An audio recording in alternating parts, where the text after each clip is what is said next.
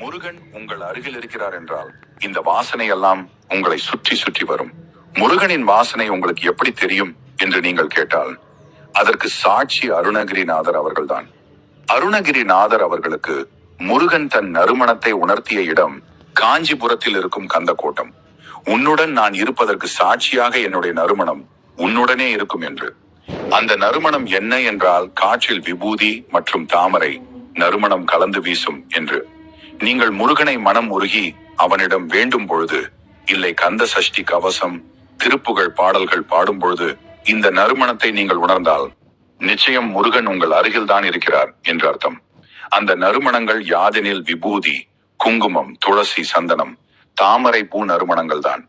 இதை நீங்கள் உணர்கிறீர்கள் என்றால் முருகன் உங்களின் வேண்டுதலை கவனித்துக் கொண்டு உன்னுடன் தான் நான் இருக்கிறேன் என்று உங்களுக்கு உணர்த்துகிறார்.